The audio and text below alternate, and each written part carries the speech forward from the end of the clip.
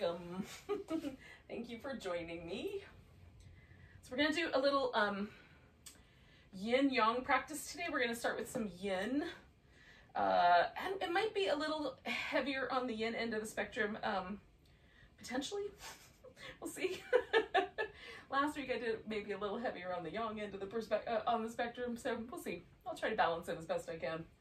But we're going to start with a reclining butterfly shape or a reclining fish pose. So you get to decide which one you want to do.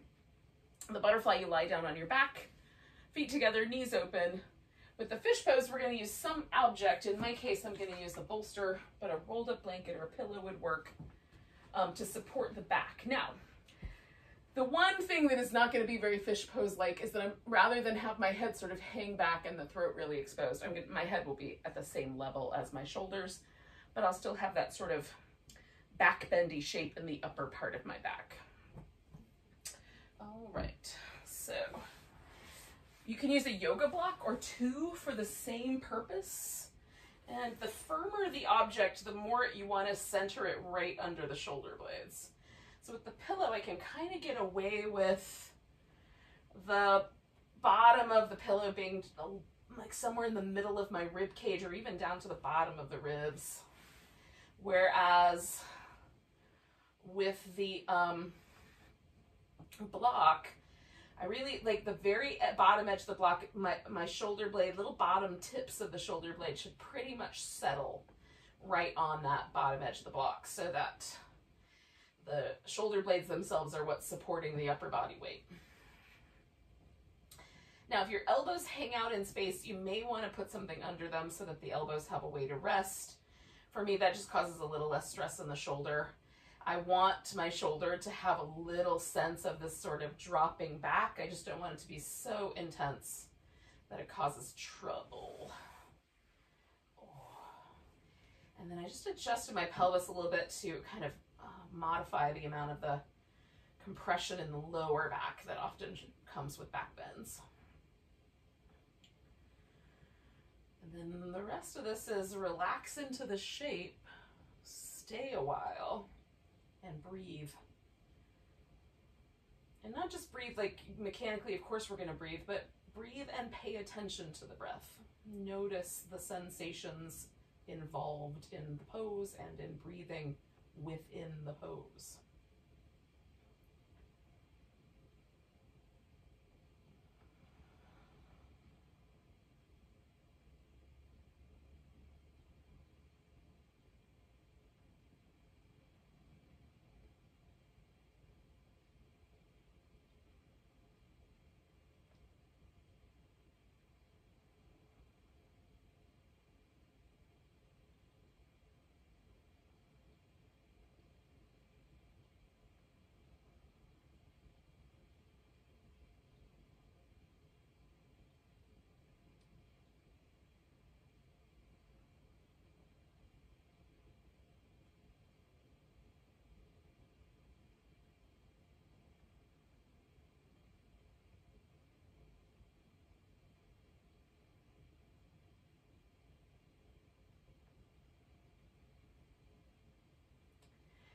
I'm starting to notice there's just a tiny bit more softness to the shape. It feels like things are finally letting go. So I'm just checking in with some other places like my forehead, the space right between my eyebrows. Sometimes I find like my shoulders tensing up or my glutes contracting or my jaw a little tight. So I'm just relaxing those places.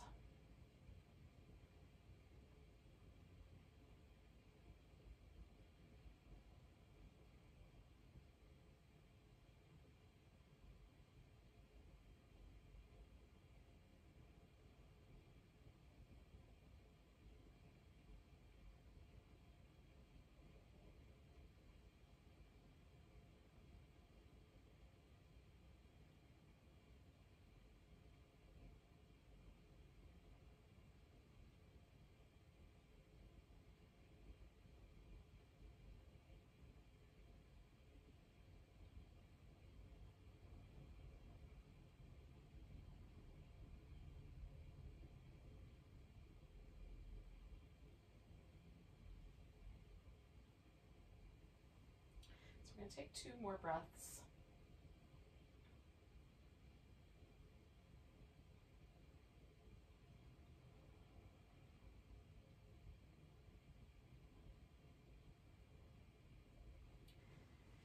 Now, I'm going to bring my feet to the floor. If you did the butterfly, then you might want to just bring your knees together. And then I have to get this pillow out from under me because I went for that fish option.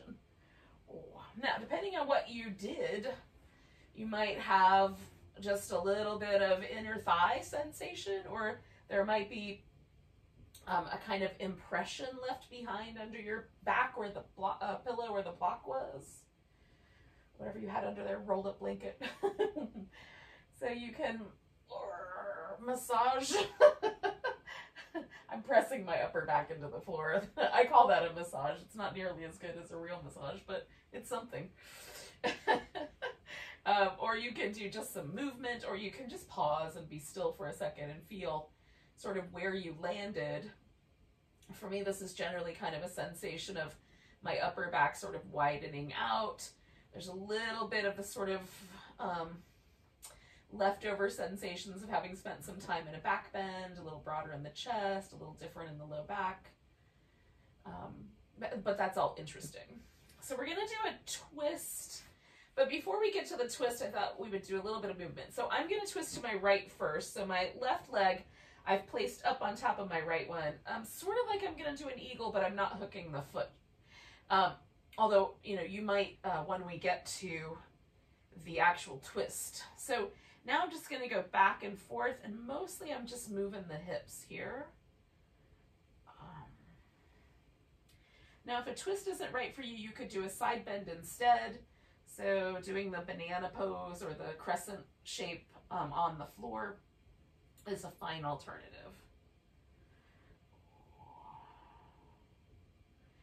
And I'm mostly kind of checking in with this kind of squeezing the thighs together, and as I bring the legs back and forth, I'm getting these, you know, little stretchy places in the outer part of my hip. It's also dragging me down the mat, which is interesting, but I'll fix that in a minute.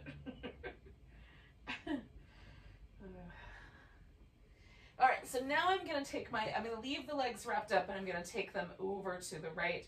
I've got a little pillow here to keep the twist from being overly aggressive.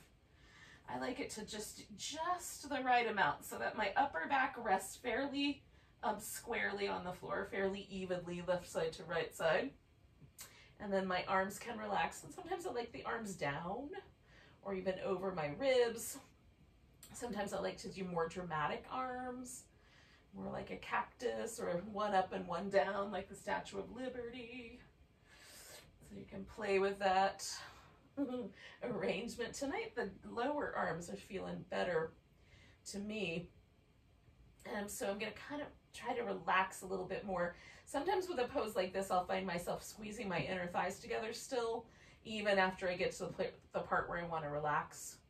So I'm trying to remind myself to soften there and not go into that little habitual squeeze.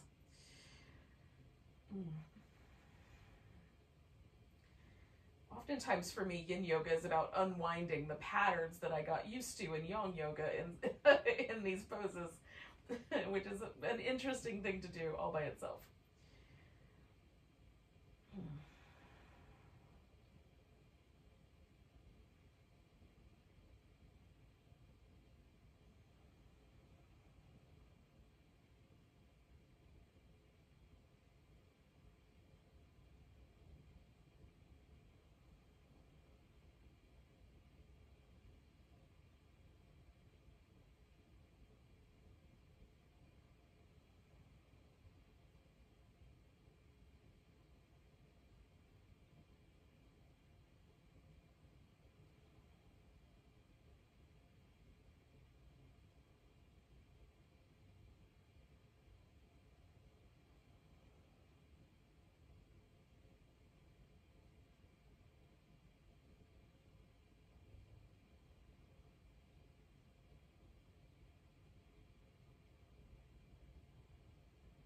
We're going to stay for about another minute or so.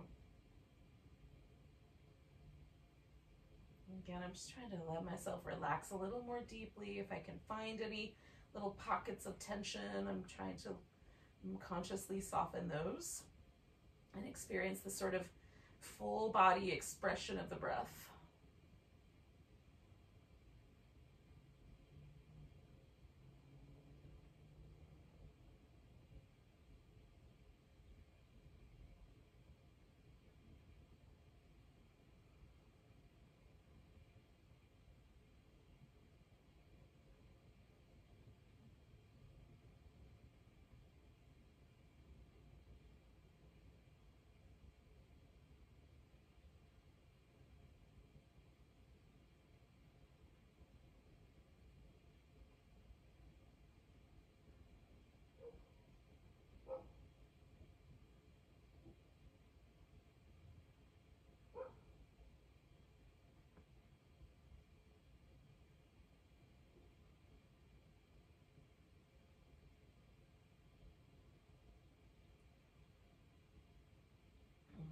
All right, so we're gonna do about 3-4 more breaths.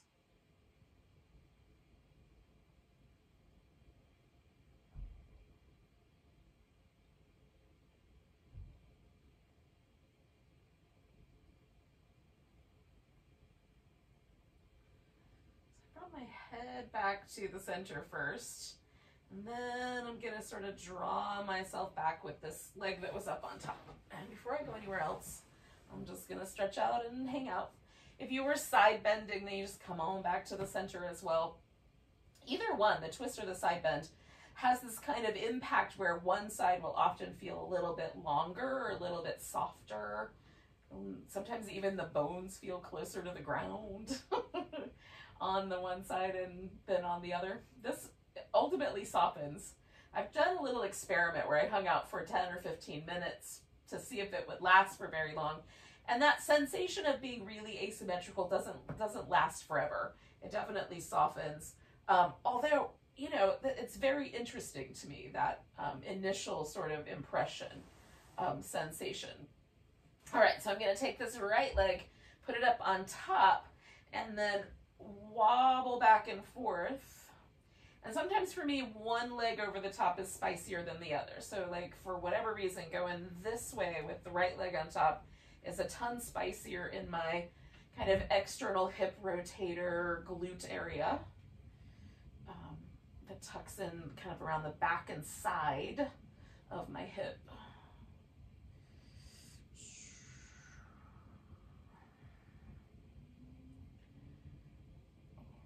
I forgot to go up my mat. Now I'm way down here. I don't think I'm going to go off the screen, but hopefully you know what's going on. All right, so now I'm going to do this one more time going back, and then I'm going to bring my legs over for the twist, but I'm going to slide back up my mat a bit. All right. So again, side bend is fine. You can, you know, maybe preferable. You can decide how you want the setup to be. It takes me a little while often to get it just right so that I've got the support exactly where my legs sort of need it to hook on and relax. One of the reasons I use the pillow so I can almost sort of kind of catch myself so I can let go a little bit more completely. And on this side, I think I could use a little extra help. So I'm gonna push a blanket up into my hip there so it'll hold me. All right, so my shoulders are fairly well balanced. Sometimes the right side's just a little bit different. So I'm leaving that right arm closer to the sort of neutral position. And the left one I'm letting kind of just hang out wherever it wants to. Right now it's feeling best sort of over my ribs, but I might take it down and have it more even in a minute. We'll see. And again, I'm going to try to let myself relax and settle into the shape. I'm relaxing through my jaw, relaxing through my eyes, just letting everything get a little softer.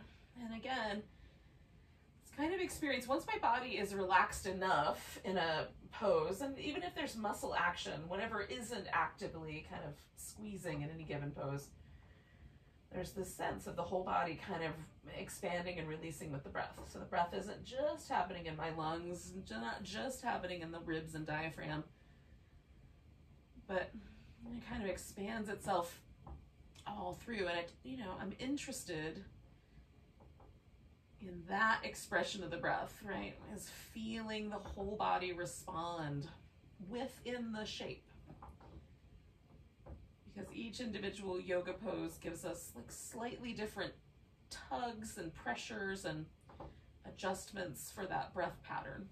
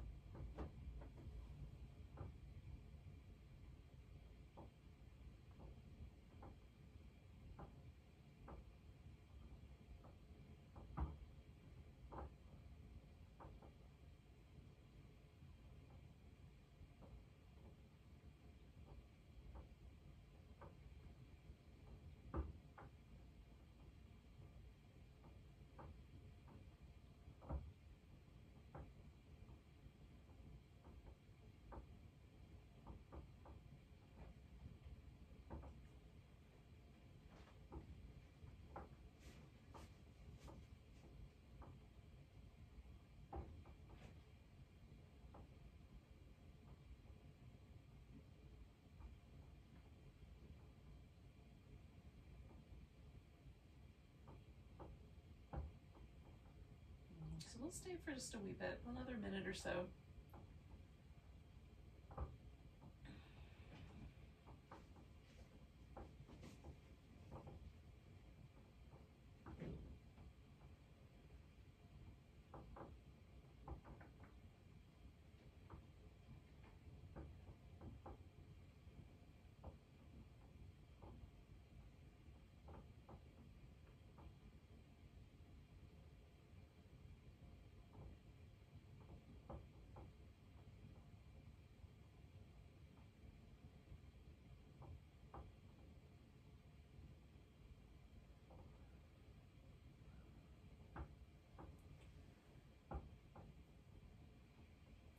So we'll do 2 more breaths.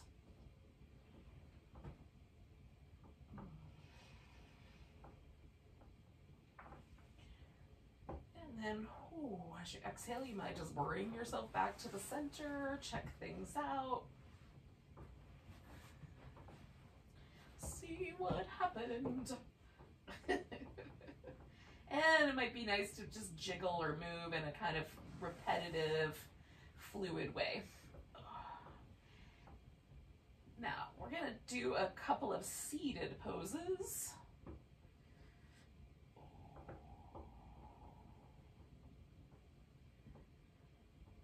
So eventually, we're gonna wind up in a sitting position. However long that takes is fine.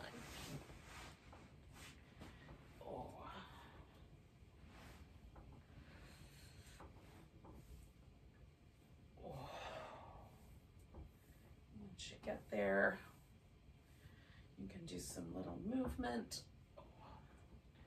or not, whatever's right for you. I like a little movement. Okay, so we're gonna do some variation of the cow face pose. In the yin world, the straight kind of position with the legs where the knees stack on top of each other that looks the most like the cow face is called the shoelace. Ostensibly, because it sort of looks like when you pull your laces tight. So an alternative to that, or another pose, is the square pose. This is where we kind of square up the thighs so they're parallel and stack the shins. This one in the regular yoga world is usually referred to as either double pigeon, fire logs. I'm trying to think if there's another option. I don't think so. I think those are the ones I've seen the most. Probably is though. Who knows? Now I'm going to modify mine a little bit. So I'm going to put my ankle up on a block, right? So you could modify it as just a straight sitting position with the thighs as close to parallel as you like. So some version of that, whatever works best anatomically for your body. There's a bunch of people on the planet who can do either. And then, you know, like let's say there's about a third. There's a third of people for whom the knees on top of each other is the best, and another third for whom the two shins on top of each other is the best. And I'm not sure that it breaks down specifically exactly like that, but that seems to be sort of the spectrum. Most people tend to kind of lean into one or the other, but there's a kind of select few people in the middle who can do all kinds of things. Super mobile joints. I am not one of those people. Oh. So I've started to hinge my hips forward, but you don't have to do that. In fact, for some people, leaning back might be the better option because you're just trying to find the right amount of stress out here on this outer hip, that it sort of feels interesting in that area without being abusive.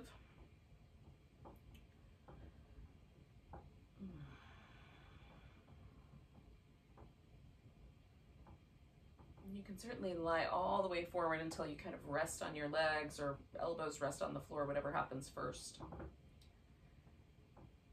If you already feel the pose, there's no need to go any further.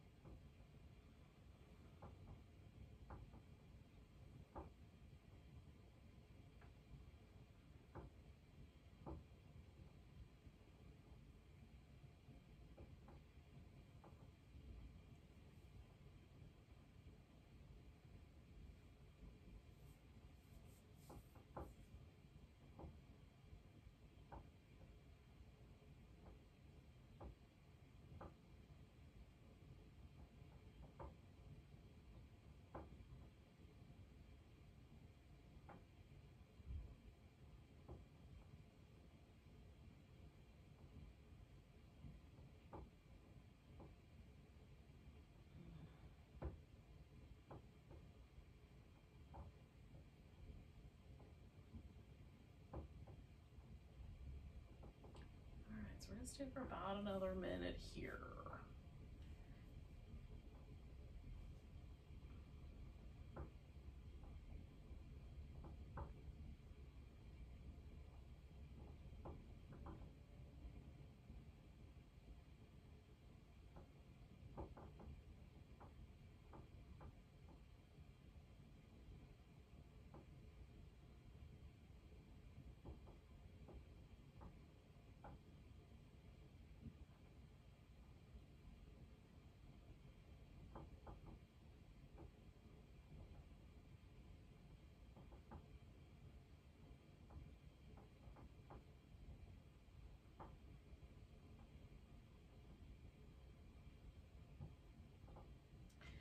So we're gonna sit up tall. We're gonna leave the legs in place if we can, and then lean sideways. Now I'm leaning, the leg that's up on top is my left one, and I'm leaning the opposite side, right? Now some people can put their elbow down on the floor. I might be able to if I sort of built up some support, but you can also just use your hand. And I'm letting this arm kind of hang out in a sort of soft arc over the whole thing, but you could also leave that arm out of it or even wrap it behind your back. Now I'm trying to let this hip stay heavy. I'm not holding it down per se, but I'm also sort of stopping before I start leaning off of that hip, because I want that long like IT band outer hip stretch to just kind of keep going into this side bend.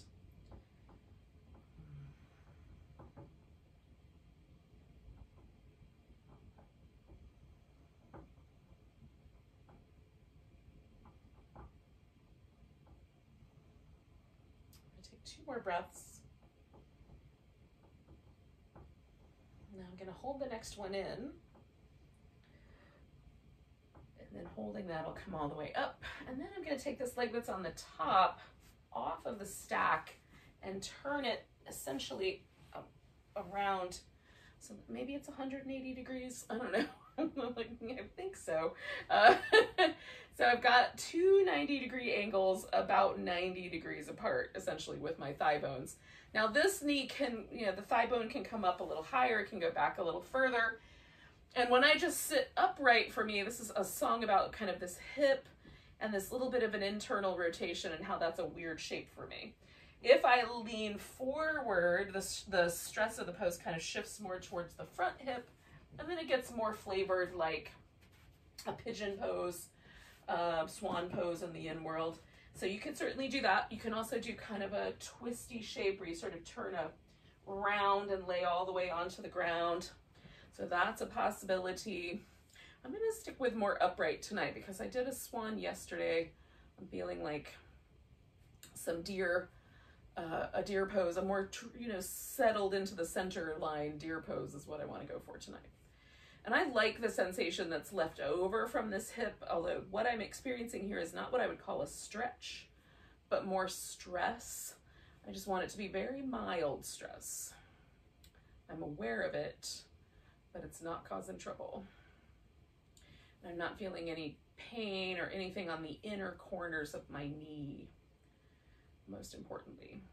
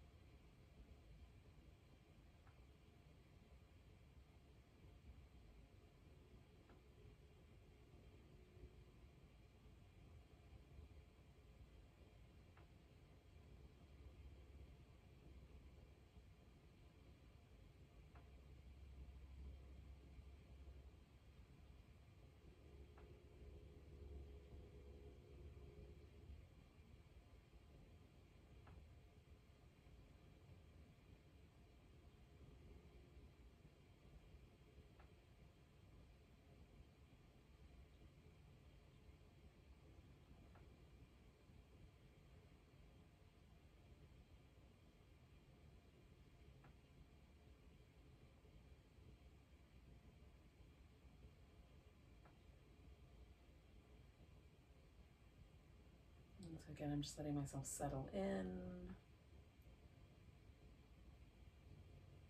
I'm cognizant of my environment around me, cognizant of how the pose is kind of pulling on me or tugging a little bit, creating any sort of interesting sensations around the breath. Try to build myself an armrest here.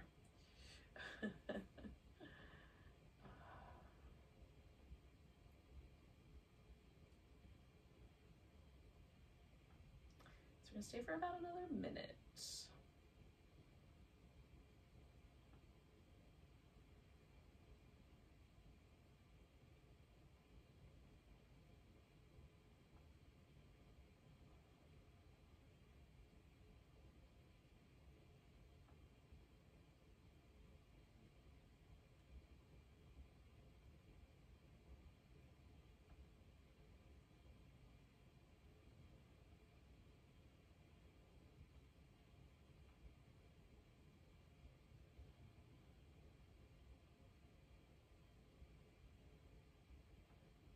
Okay, we're gonna take 2 more breaths.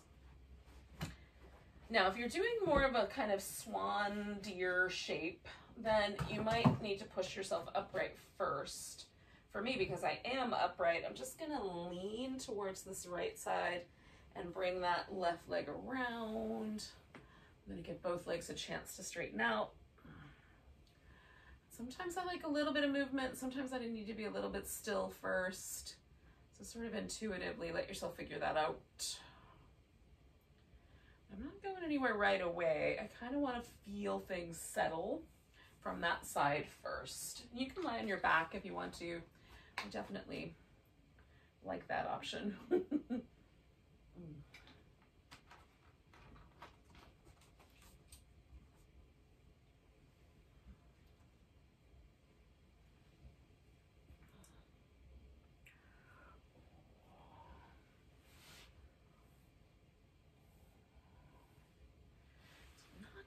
almost there.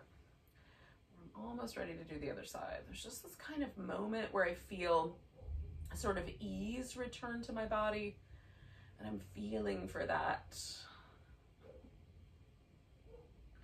little moment. All right.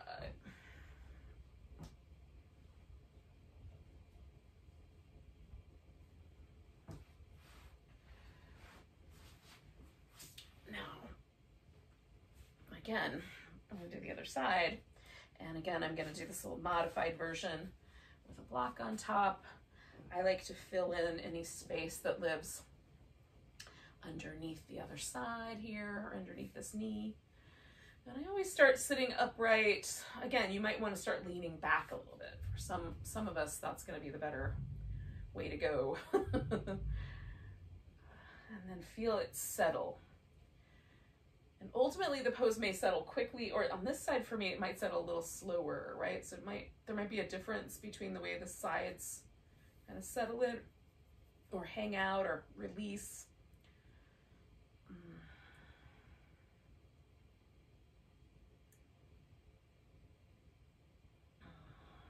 I'm noticing a tendency to want to lean away from my right butt cheek, so I'm trying to let myself settle a little more heavily into that sit bone. See if I can figure out why.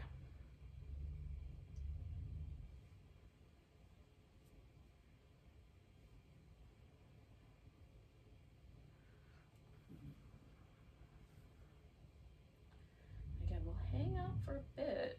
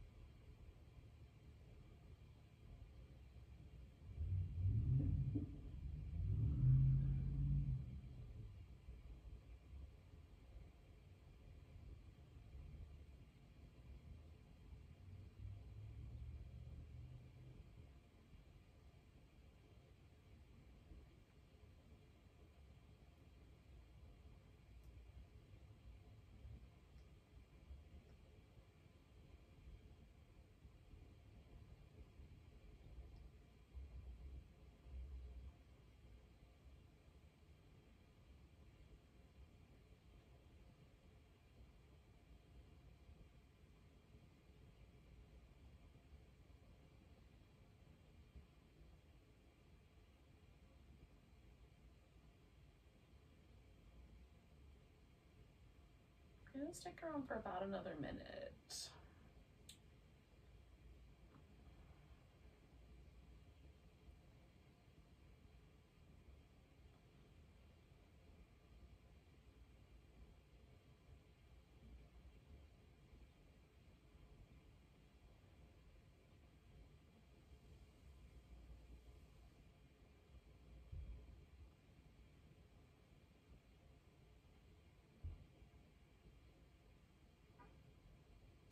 So we'll take 2 more breaths where we are, and then we'll add that side bend here that we did last time.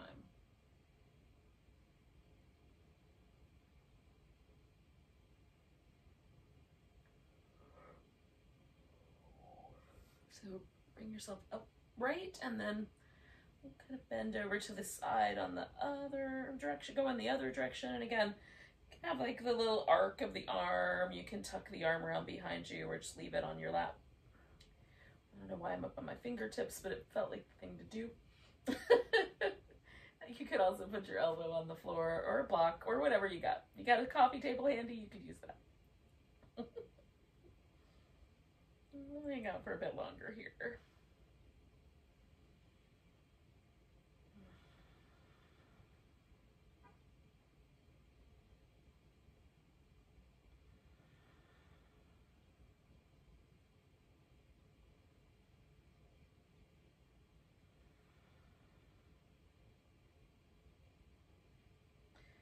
All right, we'll take 2 more breaths. And the second breath I'm going to hold in. Use it to get all the way up. And then I'm going to take this leg and spin it around for the deer shape, or a swan, or some hybrid of a deer and a swan. However you feel compelled to make that work out.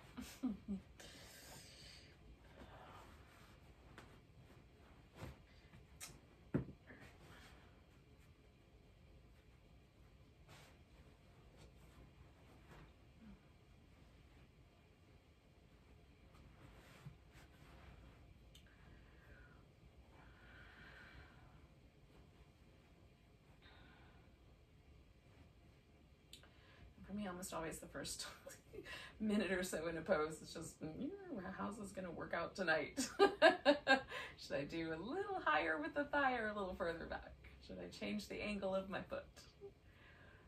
Should I change the angle of my shin? Should I lean a little more to one side? All kinds of options. I just have to pick one. Once I've been through the list of options, then it's a matter of settling in.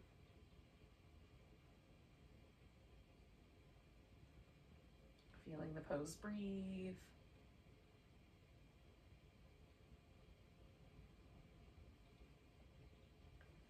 And being present.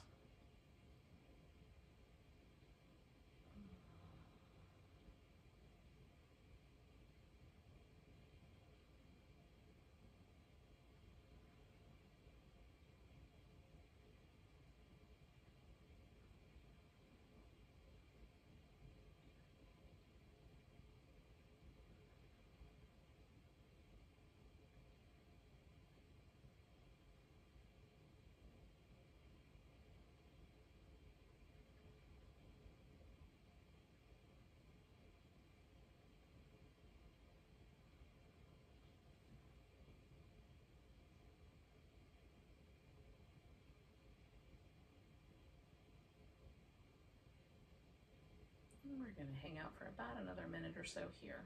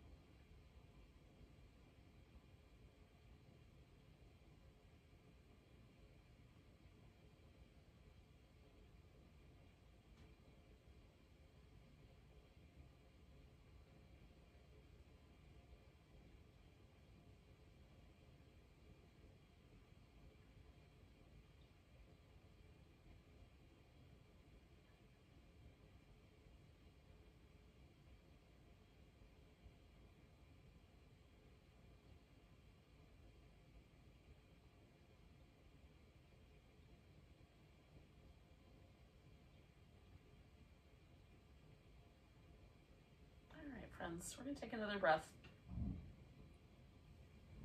And then essentially I'm just going to lean over and unwind that leg. Again, your dismount from that pose might be a little different than mine was, depending on which version you just did. Oh. And again, you might need a little different kind of response. Maybe you want to get moving immediately. Maybe you want to hang out for a second, see what happens.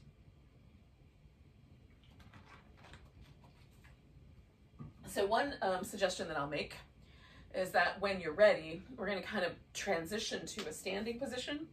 So I might want to do some child's pose, some little cat shapes, little tucks and tilts of the pelvis, some downward dog. And then if you want to play with any of those poses, you certainly can, so that you kind of do the things that are fun and groovy for you. And then eventually what will happen is we'll get together again at the top of the mat. If you're not as big a fan of downward dog, maybe you skip out on that part and do more child's pose. or more of a little pelvis, spine, little fluffy kitty, Halloween kitty shapes.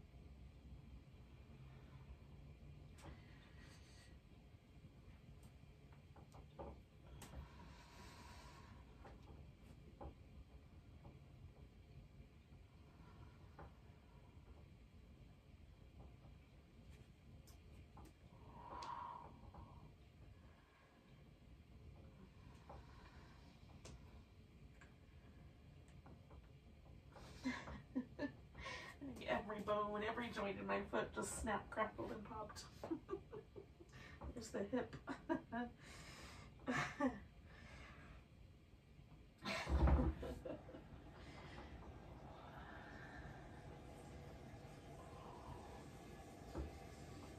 The vacuum seal of joints is fascinating.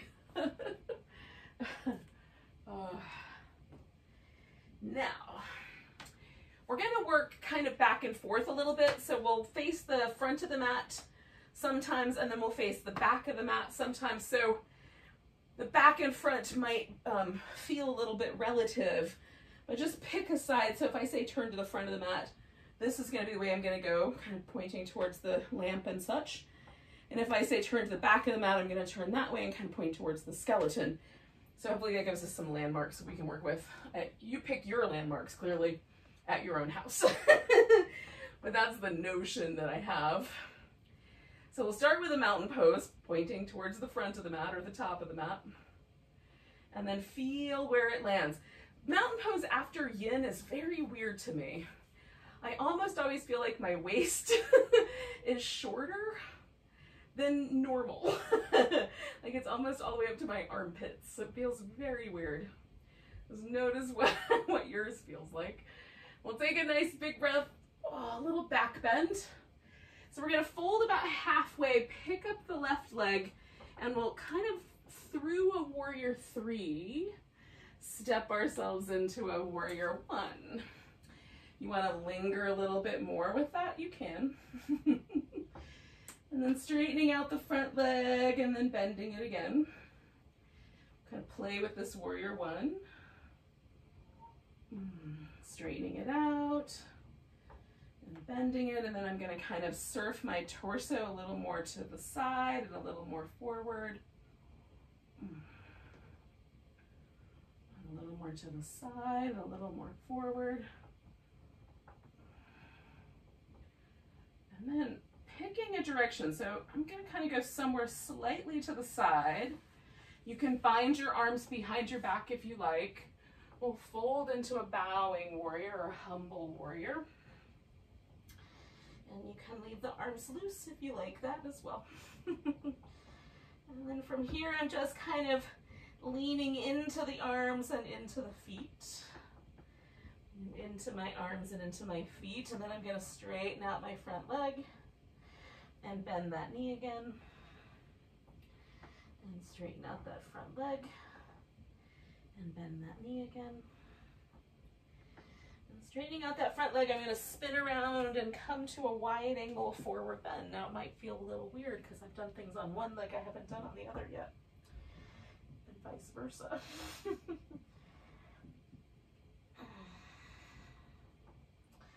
So again, you might leave your arms bound or rebind them. You might leave them loose here. I spread out my toes. I'm going to lift up off my heels. Sink into a squat. Come back to a wide angle forward bend, spread out my toes. Lift up off my heels. Sink into a squat. One more of those. Back to a wide angle forward bend. Spread out my toes. Lift off my heels. sink into a bit of a squat, and then I'm coming around towards the back of the mat, and I'm just gonna keep rotating my feet and jiggling and adjusting until I'm in this humble warrior going on the opposite side here.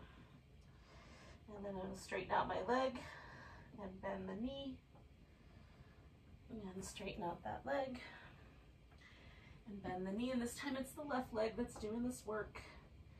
Straighten out the leg,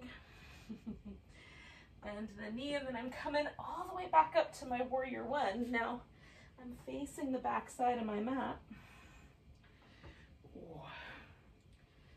Again, I'm going to sort of turn into the, into the normal kind of twist, and then out of it a bit. Turn into it, and out of it. Turn into it, and out of it. Find that warrior one shape. And then I'm going to see if I can sort of morph myself through a warrior three.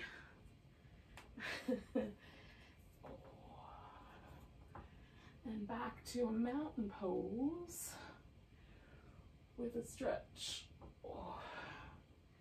And then find that mountain.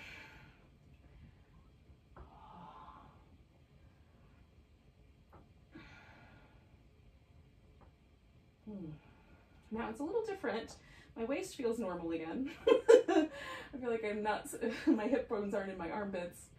But there's definitely some interesting sensations in the legs as well. So I'm gonna take a big stretch up. I'm gonna grab my left wrist and give myself a little stretch over to the right. And then I'm putting my weight in my left leg, picking the right one up. I'm gonna just lean it back again, kind of through that warrior three. This time though, eventually, try to untangle myself from the plants, taking myself to a warrior two. And then I'll come to reverse warrior and a triangle. And you can hang out with those as long as you like. I'm going to sort of work between them.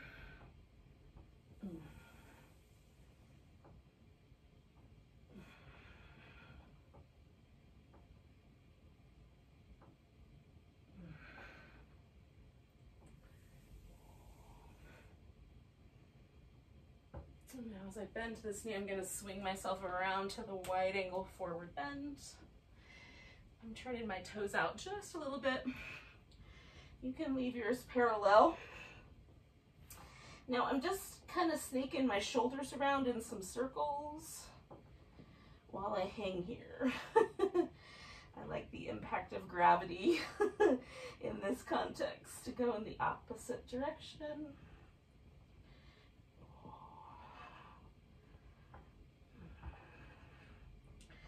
I'm going to sink into a squat and come back to my wide angle and sink into a squat and come back to my wide angle and sink into a squat. And then this is going to turn me around and back into my triangle, but on the other side. If I can find it without falling over. Reverse warrior into triangle. Whoop, whoop, whoop. Reverse warrior into triangle. Maybe. And one more. Reverse warrior into triangle. I did my warrior two. I am once again gonna try to sort of lean into my warrior three before turning that into mountain pose, grabbing my right wrist and giving myself a stretch to the left.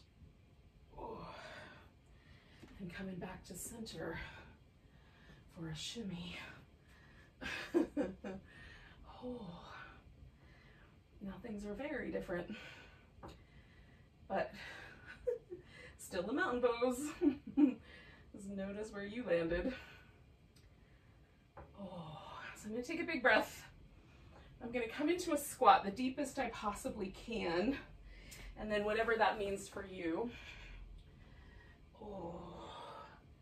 I'm gonna let myself round over like a malasana squat with the rounded back. You can keep the back lifted.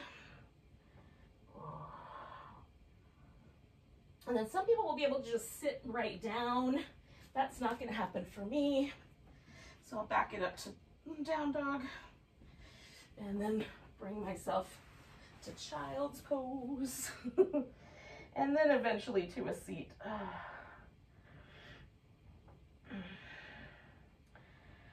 This child's pose is feeling pretty good. You might get stuck here for a second. Oh.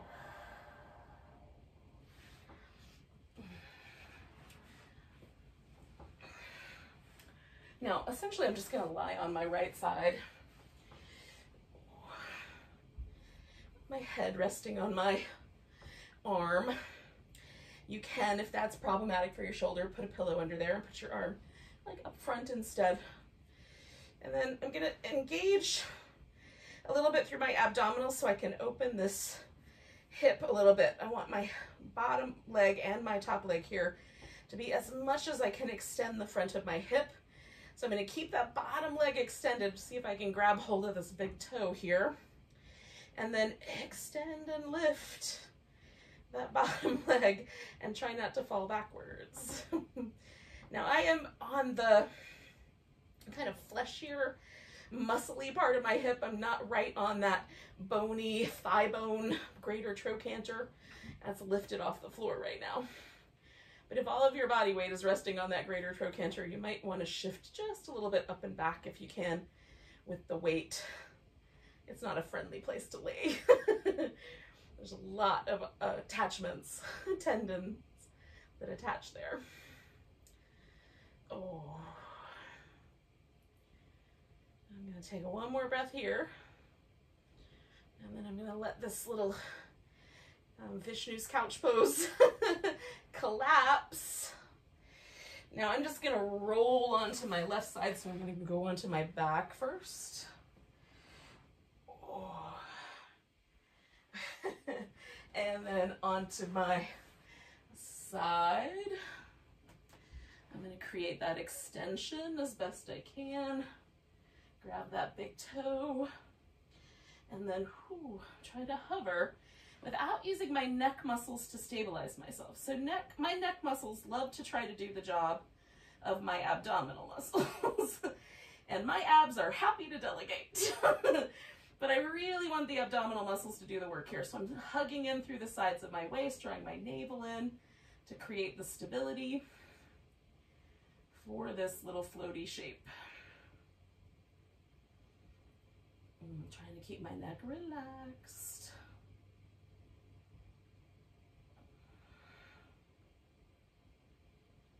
Especially as I kind of pull on my arm, letting my neck relax there. It feels really interesting. A little stretch on the side of the neck and the shoulder. So last breath. That may or may not be true for you because it depends a little bit on body proportions. I have shorter arms and longer legs. So it works out for me as a shoulder stretch. All right, so now that I've returned to my back, give myself a few little windshield wipery movements here, little spidery windshield wipery legs. Now you can do any sort of a final relaxation that you like. I'm gonna do a corpse pose with a pillow under my legs. That's about it tonight. You can make this really super supported. You can put a weighted blanket over yourself to sort of anchor you to the floor, to the ground. You could do legs up on a chair, up over the couch, or up the wall. Oh. Sometimes a pillow under the head is really nice. So you could do that. Oh.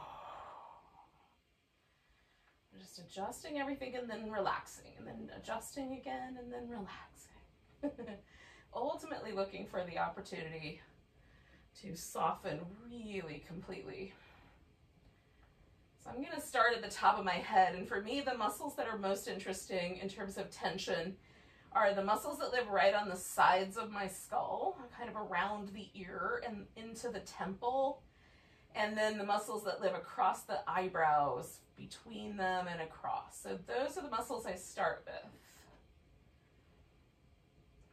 Trying to feel myself consciously relax there.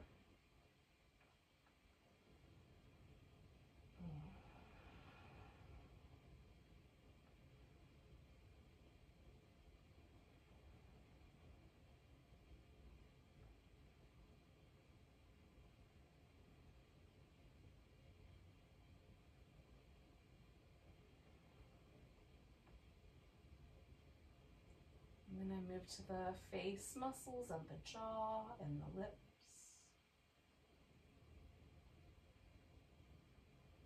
For me, it helps to sort of feel like I'm relaxing from my throat all the way through the armpits. Right? So there's a kind of softening at the front of the upper chest, front of the shoulder. And let the upper back almost act like a nest to rest your rib cage and your heart and your lungs into.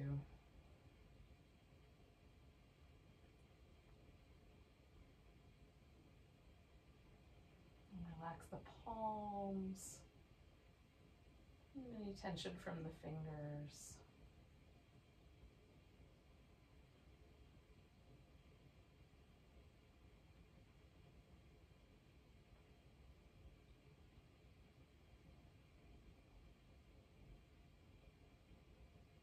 Relax the abdominal muscles.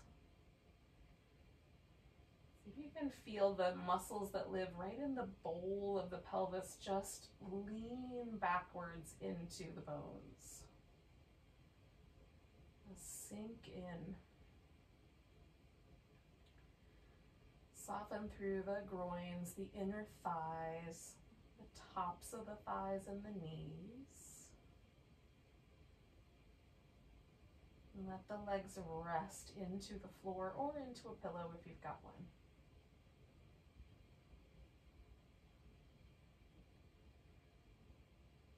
Soften the calf muscles, soften the soles of the feet. And let the toes relax.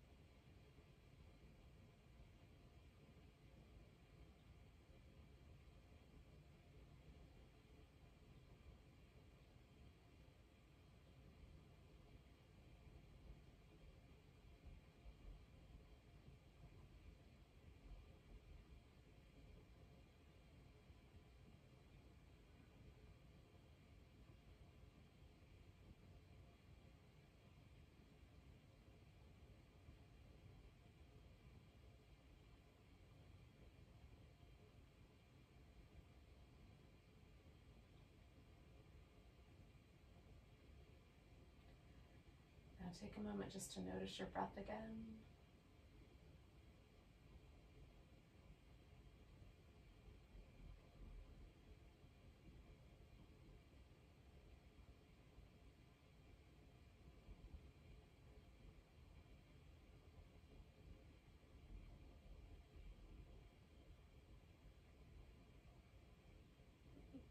Take a really deep breath. And as you sigh out, you can start to wiggle and stretch.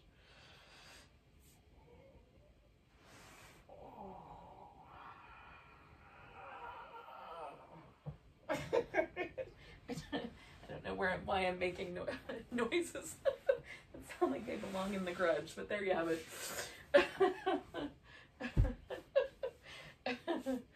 Oh, goodness.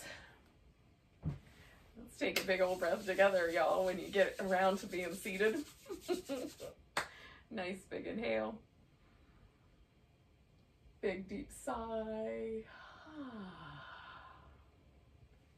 Enjoy the rest of your evening. Namaste.